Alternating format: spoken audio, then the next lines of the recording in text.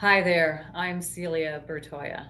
I'm the daughter of Harry Bertoia, and we are here in St. George, Utah at the Harry Bertoia Foundation Gallery.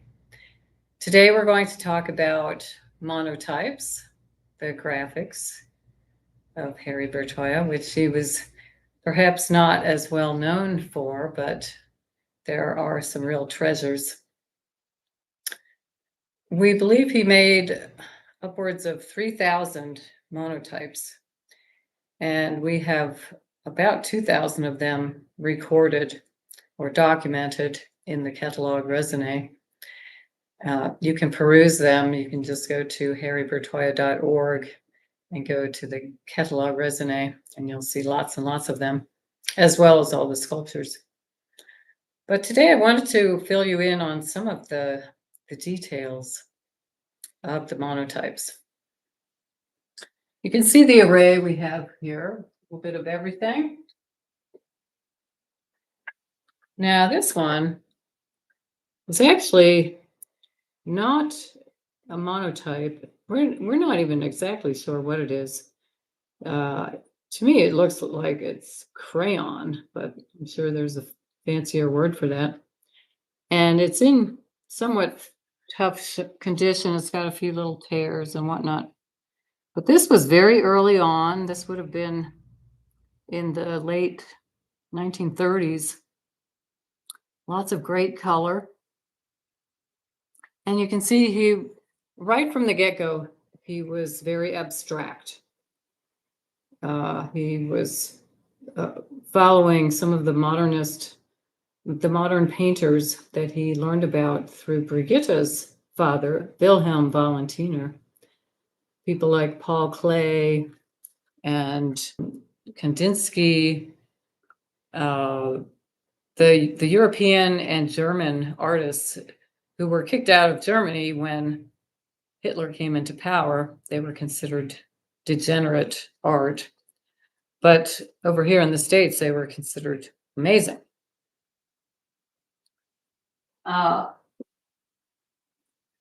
Now this one is clearly in sad shape.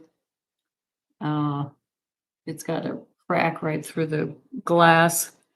And you can probably see let's turn on the main lights again. Jean, my helper here. We've got a lot of what's called foxing. Yeah, okay, that's better.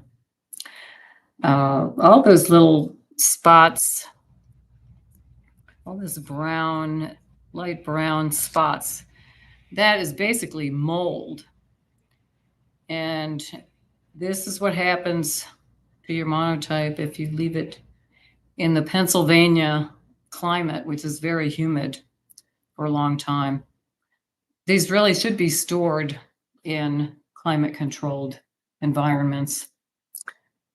So I just wanted to show that to you because you don't want yours to get like this.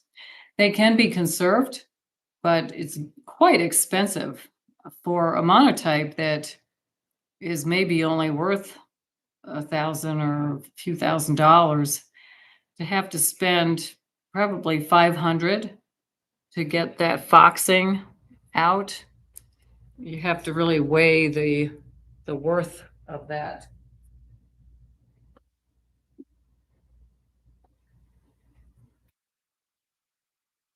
I just wanted to show you this one because it's so unusual. For some reason, to me, it reminds me of a Michelangelo.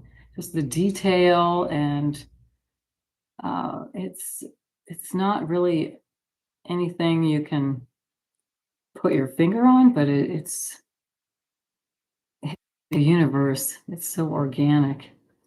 And this one, this was from 1943. This was shown back in the 70s at Olympia Galleries in Philadelphia. But it's a really beautiful piece. Now I wanted to show you a monotype that has Brigitte's number on it.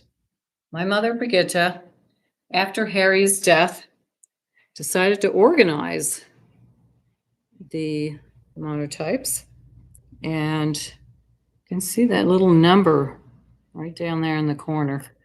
This one is 2052.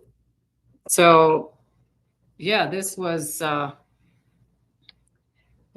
we had over 2,000 of the monotypes still in the estate when Harry passed. And Brigitta, she took Polaroids, snapshots of each one, and put the dimensions and anything unusual about it, the date, if she knew it. This one was from the 1960s. So if you see that little number, you'll know that that was still in the estate when Harry died, and this is Brigitta's number. Now there are other numbers.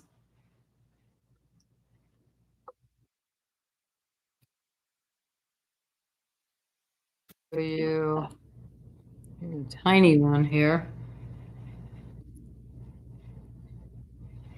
I should actually be wearing gloves for this, but I have recently washed my hands.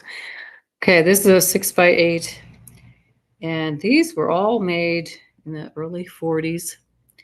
And you can see that this has several notations on it. It's in pencil, so it's hard to see, but 6x8, 18, and then when you turn it around, it says 115. So this we consider part of a series, the 6x8 series. And there are probably quite a few of them. So far, I think we have about 40 of them documented.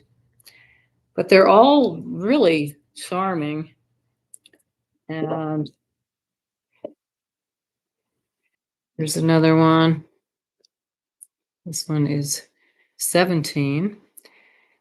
And I just love these little guys. I just think they're amazing. And the way that he did these monotypes was he would spread the ink out on the surface and then take the paper and put it down on that inked surface. And from the backside, with hand tools or even just fingers, he would make the design. So he didn't really see fully what he was doing. Now this paper is somewhat translucent, so he sort of could see what he was doing. But he would do the design and then he'd pick up the paper and, oh, okay, there it is. And these 6x8s, he actually made into an entire booklet. This was right before he died. He had cancer and it was a somewhat lengthy process. His illness lasted for over a year. And there were certain things he wanted to do, and this was one of them, to put together a monotype book, which actually he did all the planning and designing, but it didn't come out until 1980, I believe, 2 years after his death. But it's a beautiful book. It's all loose leaf pages, so you could actually take the monotypes and frame each one of them if you wanted to. There aren't many of these left. He made 500. They're all out in the world at this point. We have a couple copies here at the foundation. But I wanted to read something he wrote as the introduction to this monotype book, which is simply called 50 Drawings. He liked to call them drawings, even though technically that's not the correct term. But these were made in California in the 40s, even though he only put them together in this book form near the end of his life. But this is what Harry said. I did not start with a written credo or manifesto, nor was there a program to be followed. It all came about very slowly. School days exposed me to the hows more than to the whys or the whats. Encounters with the work of others were stimulants to broader vistas. Childhood memories, mostly happy ones, persisted. Nature, as an influence, always strong. Companionship, love and family, a measure of fulfillment. Social contact and hours of solitude, all ingredients in the process of one's growth. Enthusiastic beginnings and recognition of failures, marking a long quest to seek and sometimes find a form, a structure, a sound, or a way. I find that would tend to make me feel what I am, or one that would cause a change in me, or would simply deepen the mystery. Facing a problem, yes. Solving it more often than not would prove evanescent. The acceptance of the reality of the dream as a stimulant and propellant toward achieving the other reality generated an atmosphere of involvement rather than passivity. Immersion into the vast recesses of the mind, leading to the realization that this inner world is as immense as the cosmos outside. At this eternal moment, I have a gut feeling that awareness of the miracle of life is the purpose of life. I might never know. And one more quote I will read to you is more about how he made them. As you can tell, Harry was a very spiritual man, very etheric. He tried to take the etheric and translate it into the material. I think he did a pretty good job. 35 years ago, in a small beach house by the Pacific Ocean on the coast of California, this book began to take form. It was my intent to explore a technical means that would permit me to work with great rapidity. I had done a considerable amount of experimentation with materials that were on hand and processes that would evolve in the course of action.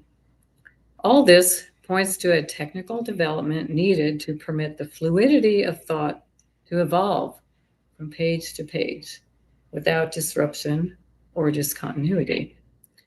Speed of execution being essential, it became possible by drawing on the back side of the paper using fingers, thumb, palm, various tools made of wood or metal. The ink was rolled on a glass. Pressure picked up the ink in a granular way, which I liked. Drawing on the backside of the page did not permit clear visibility, a great advantage, for it necessitated inner vision to take over the function of the eye. Surprises were always in store when the paper was turned over. Traces of the image would register on the next page, which initiated a play of dark and light, line and tone. Technique and image were developing along parallel lines, interacting and transmogrifying no end. The whole sequence of 50 pages came into being in about 24 hours of uninterrupted work. And there, my friends, is Harry Bertoia in all his glory. Thank you. Go to harrybertoia.org for more, or our channel on YouTube at Harry Bertoia.